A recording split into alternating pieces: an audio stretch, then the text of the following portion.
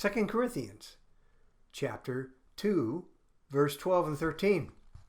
When I came to the city of Troas to preach the good news of Christ, the Lord opened a door of opportunity for me.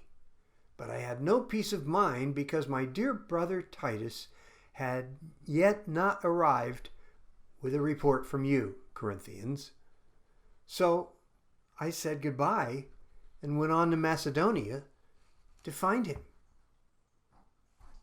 This is a very strange way to begin a discussion of your credentials as a minister of the gospel. I mean, look at this. When I came to the city of Troas to preach the good news of Christ. Yes, that's it. Yeah. The Lord opened a door of opportunity for me. Whoa! But I had no peace of mind because my dear brother Titus hadn't arrived. No peace of mind. I was troubled. I was anxious. Uh-oh. So I said goodbye and went on to Macedonia to find him. No, that's not the way you do it, Paul. You go in to open doors.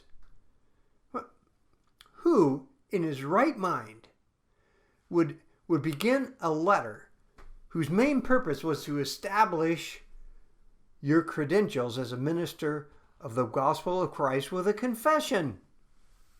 Who would share about a blown opportunity in the process of revealing the secret of his success?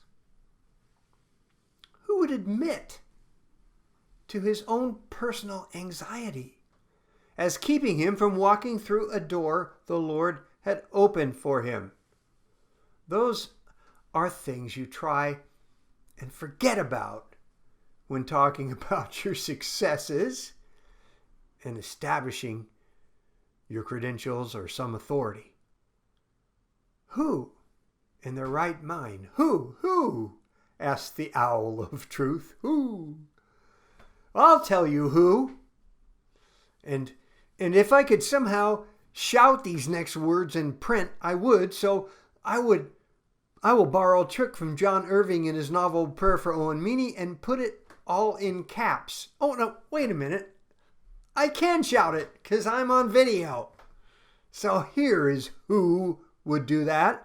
Someone who wants to make perfectly clear from the start that success in the ministry has nothing to do with him and everything to do with God. Do we need to say that again? Someone who wants to make it perfectly clear from the start that success in ministry has nothing to do with them and everything to do with God. That's who. Someone who wants to leave no doubt about where the power comes from for followers of Christ. It's all about power. And it's all about the Holy Spirit. And it's all about us just being there. Or as we like to say around here, we show up. Matters not what shape or condition we're in, we show up. Now, this is not the way you start your story, though, if you are trying to impress someone with yourself. This is not the way you begin a motivational seminar. It's not the way you start a college football season by following up a brilliant win with a freshman quarterback with a more mediocre loss, and your freshman quarterback actually looking more like, well, a freshman, like USC this weekend, losing to Brigham Young. And yet, this is the way Paul starts his teaching on the New Covenant. Wait a minute, John. I'm sorry. I'm going to interrupt you on this one. You know, you're wrong. No, what? Listen, you can't tell me that Paul, the great Paul, the one that his heart's desire was to teach the truth, to set people free with the gospel of God. You cannot tell me that he walked past the door and said, "See ya," and lived to tell about it. Now, I can get it, John, that that, I blow it all the time, so I get me. However, the reality is Paul's like you. You grew up in this evangelical goody two-shoe community. You spent your life studying the Word and researching it and presenting it. And so I want to ask you, have you ever blown it? Of course not. Have you ever walked past a door that was open for you? Well, let's see. You want to just talk about how many today? Okay. Oh, my God.